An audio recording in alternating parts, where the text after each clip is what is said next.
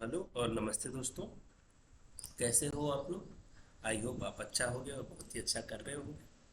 Again like लक्ष्य batch के या चाणक्य बैच का ये हमारा तीसरा क्लास है। बेसिकली हम बात हेपेटाइटिस या वायरल हेपेटाइटिस के ऊपर बात करेंगे। ये आपके एग्जाम के पॉइंट ऑफ व्यू से आपका बोर्ड एग्जाम है, यूनिवर्सिटी एग्जाम है, या फिर आप जो है कि लैब टेक्नीशियन के कोई भी गवर्नमेंट जॉब या नर्सिंग की गवर्नमेंट जॉब की तैयारी कर रहे हैं तो उसके लिए काफ़ी ही इम्पोर्टेंट टॉपिक बेसिकली ये होता है। तो वायरल हेपेटाइटिस की बात करेंगे, सो बिना देर किए इसको शुरू करते हैं। ओके, ठीक है ना। What is viral hepatitis? Viral hepatitis होता क्या है, ये आपसे पूछा जा रहा है। देखो, वायरल हेपेटाइटिस बेसिकली क्या है? एक तरह का वायरल इन्फेक्शन है।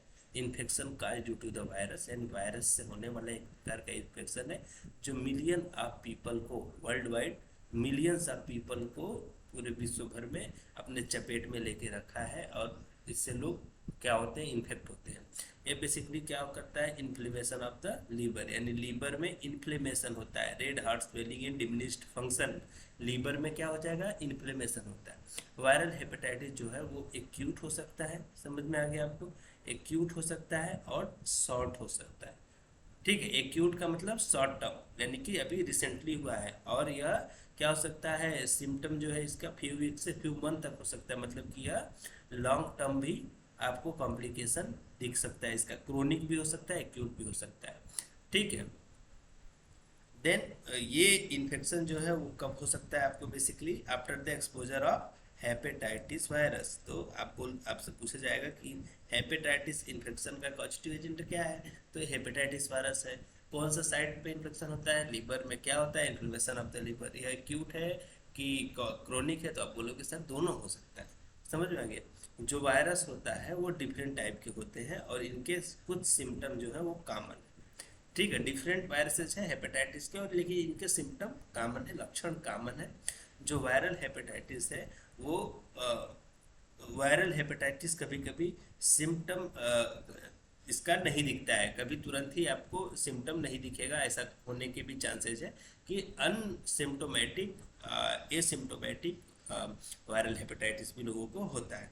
ठीक है। आप लेकिन इस दौरान भी आप क्या कर सकते हो? आप भले सीख ना हो, लेकिन आप क्या करोगे? लोगों को, आप इस दौरान में लोगों को स्प्रेड कर सकते हो, डिजीज को इन्फेक्ट कर सकते हो। मतलब कि आप कैरियर का काम कर सकते हो। किसका काम कर सकते हो?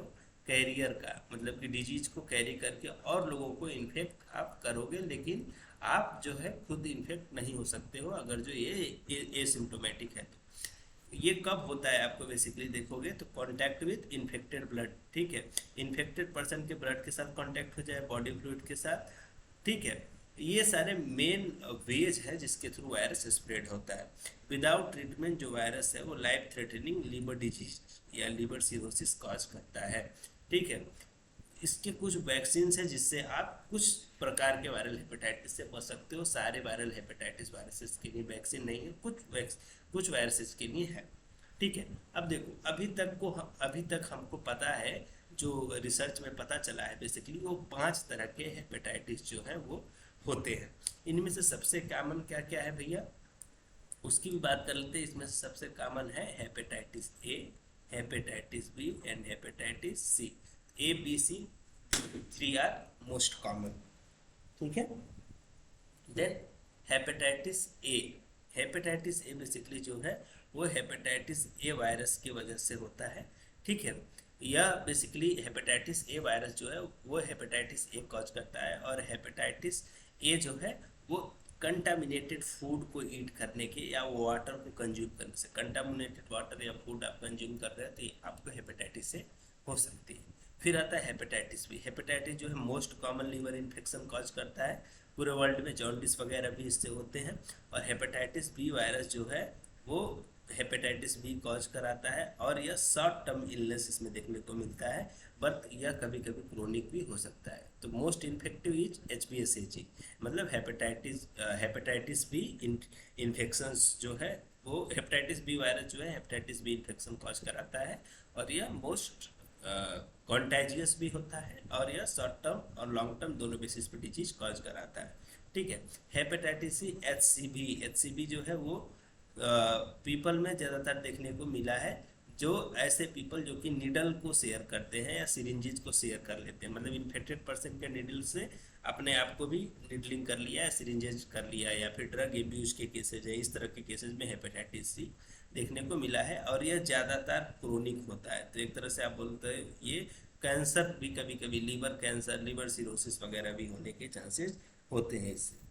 ठीक है, नेक्स्ट आता है आपका हेपेटाइटिस डी। हेपेटाइटिस डी जो है वो बेसिकली क्या है, वो ऐसे लोगों को होता है जिनमें जिनको ऑलरेडी हेपेटाइटिस बी हो रखा है। तो हेपेटाइटिस बी है तो उन्हीं को हेपेटाइटिस डी होता है।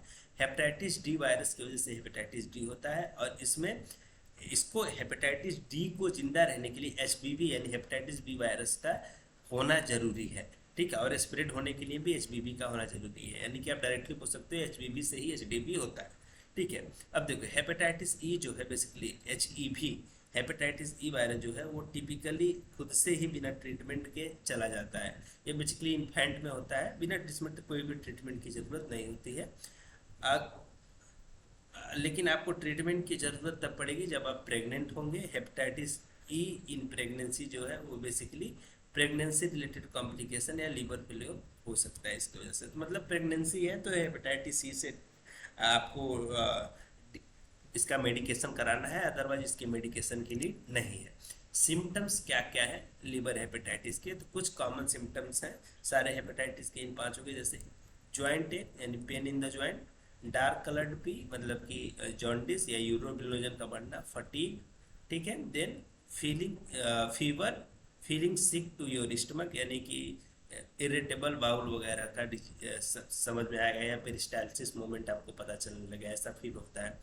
लॉस ऑफ एपेटाइट, पीले या क्ले कलर पूप, ये बेसिकली होता है स्टूल में बिलीरुबिन का प्रेजेंट हो जाने की वजह से, स्टार्कोबिलिनोजन की वजह से हो पीले या क्ले कलर का स्टूल देखने को मिलता है। स्किन जो है इसमें क्या होगा, बेसिकली वाइट कलर का भी, जो स्किन या फिर वाइटनेस ऑफ आईज यानी कि जो हमारा स्क्लेरा है या फिर हमारा जो स्किन है वो इसमें बेसिकली येलो कलर का हो जाता है जॉन्डिस की वजह से। और स्टमक पेन भी ऑब्जर्व किया गया है, समझ में आ गया। और ये कभी कभी over the time of period इसका जो कंडीशन है वो प्रोग्रेस होते रहता है, तो आपको ज़रूरत होती है हेल्थ केयर प्रोवाइडर के साथ जल्दी से मिलने का।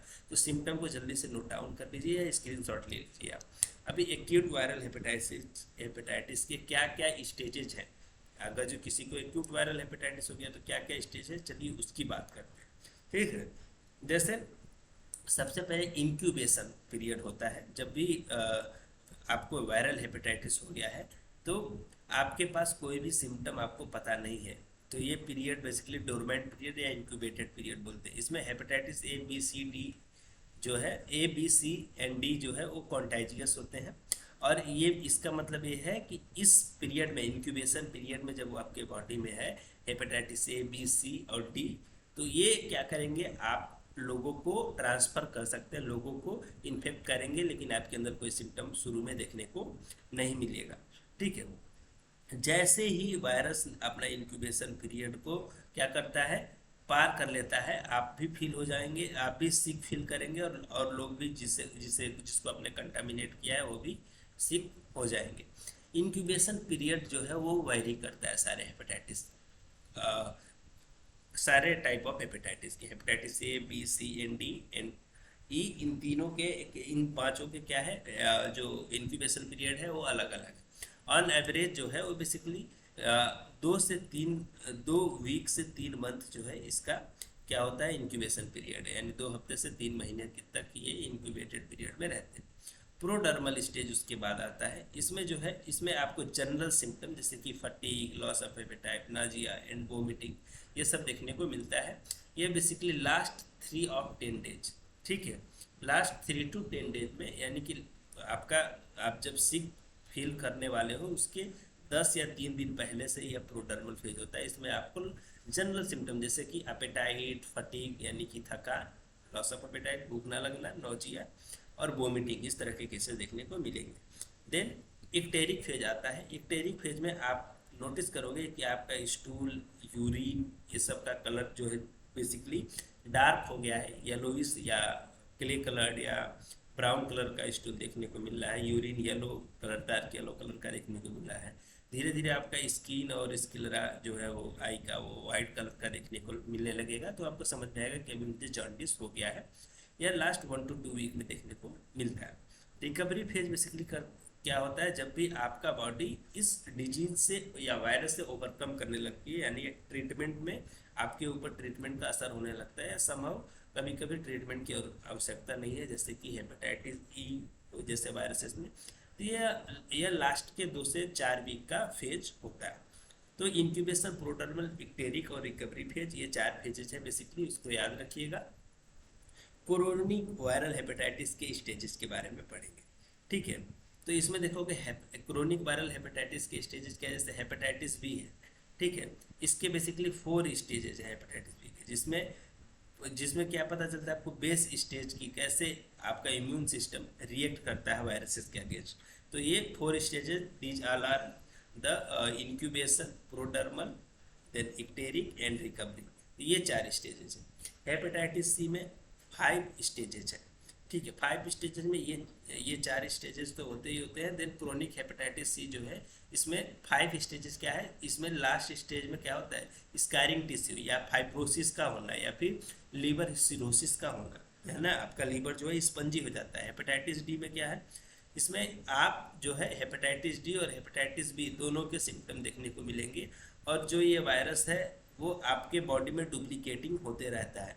तो इसमें बेसिकली हेपेटाइटिस डी के 3 स्टेजेस होते हैं बेस्ड ऑन द वायरस की एक्टिविटी के आधार पर। तो हेपेटाइटिस बी में 4 स्टेज, सी में 5 और हेपेटाइटिस डी में 3 स्टेजेस, ठीक है ना। वायरल हेपेटाइटिस के कॉजेज क्या क्या है, ठीक है। जो मोस्ट कॉमन कॉज है पहले भी डिस्कस किया, आपको थोड़ा बहुत बता देता हूँ। जैसे हेपेटाइटिस से फूड पॉइजनिंग की वजह से होता है, ठीक है, या फिर कंटामिनेटेड फूड या वाटर कंज्यूम करने से। हेपेटाइटिस बी जो है बेसिकली अनप्रोटेक्टेड से सेक्स, शेयरिंग नीडल या सिरिंजेज, या फिर ड्यूरिंग चाइल्डहुड या चाइल्ड बर्थ के, या फिर न्यू बर्न के समय में क्या हो जाए, आपको ये पास हो जाए आपके मदर से, ठीक है। देन हेपेटाइटिस सी जो है वो बेसिकली वो सिरिंजेज या इंट्रावेनस ड्रग को लेने की वजह से होता है। टैटूइंग या पियर्सिंग करा रहे हो आप, तब भी आपको हो सकता है। तो ये बेसिकली एक हॉस्पिटल अक्वायर्ड या फिर टैटूइंग या अनस्टेराइल इक्विपमेंट यूज करने से होने वाला डिजीज है।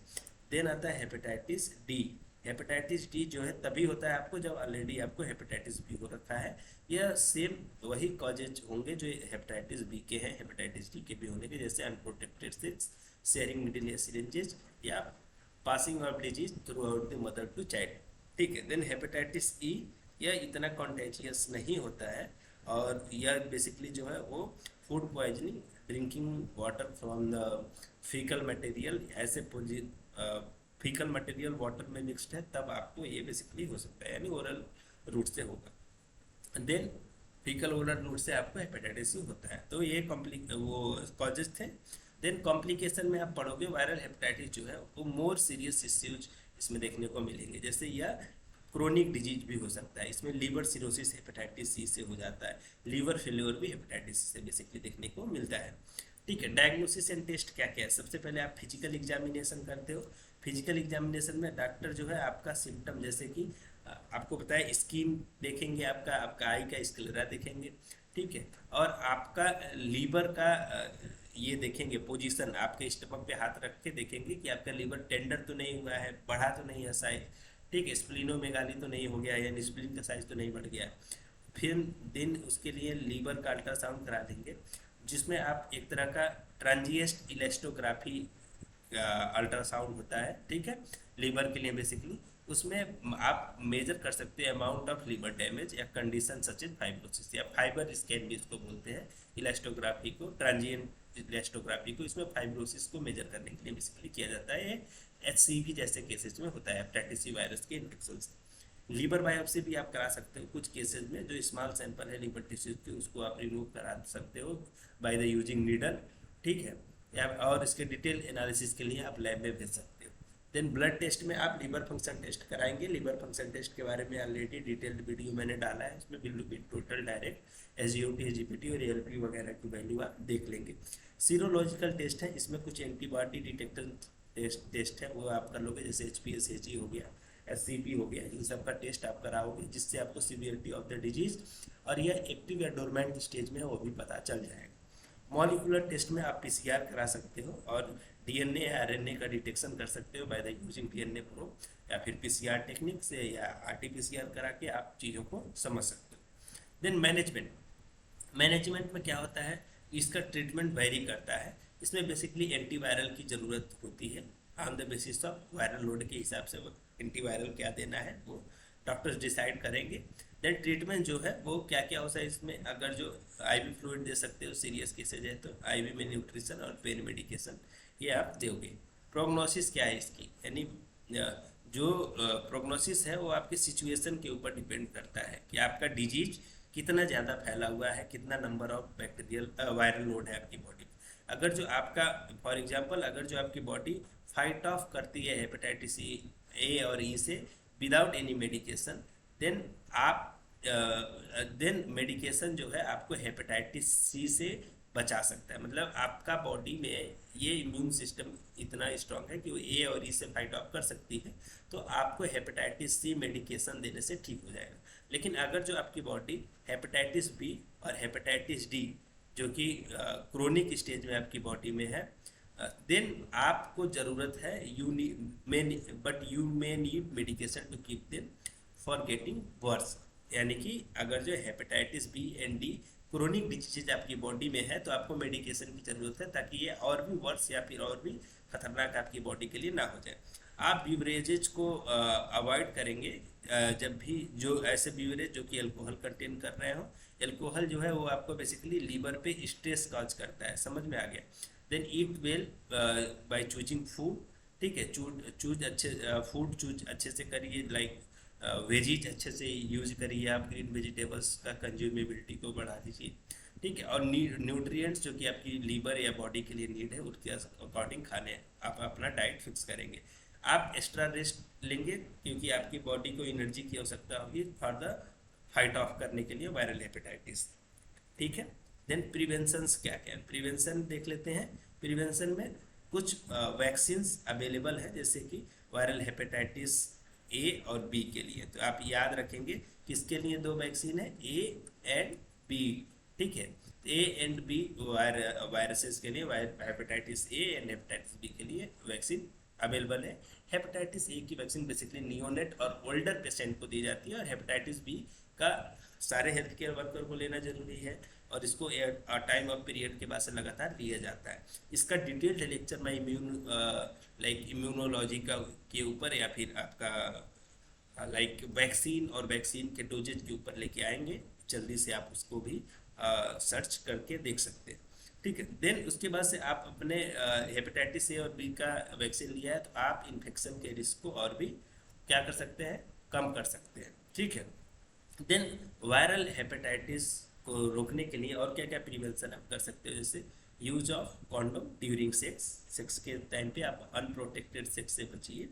नीडल शेयर ना करिए, ड्रग लेने के लिए आप कोई भी नीडल शेयर ना करिए, और अगर जो हेल्थ केयर प्रोवाइडर है तो दूसरों को भी एक ही नीडल से 2 पर्सन को कभी भी इंजेक्ट ना करिए। एक नीडल 2 लोगों के लिए नहीं यूज करिए, डिस्पोजेबल नीडल यूज करना है, यानी 1 needle for the 1 person. Practice good personal hygiene like hand washing with soap and water, ये चीज़ों को भी, पर्सनल हाइजीन और सैनिटेशन को भी ध्यान देना है। तो it is all about the viral hepatitis में भी आपको ये सारी चीज़ें समझ में आई होंगी, आई होप। अगर जो आपको कोई भी इस टॉपिक से रिलेटेड डाउट है तो kindly do comment, like share and subscribe also. अगर जो कोई भी प्रॉब्लम है तो kindly let me know so we can fix it. तब तक के लिए धन्यवाद, thank you, keep watching LabMate YouTube channel. जल्दी मिलेंगे आपको एक नए लेक्चर के साथ, तब तक के लिए धन्यवाद।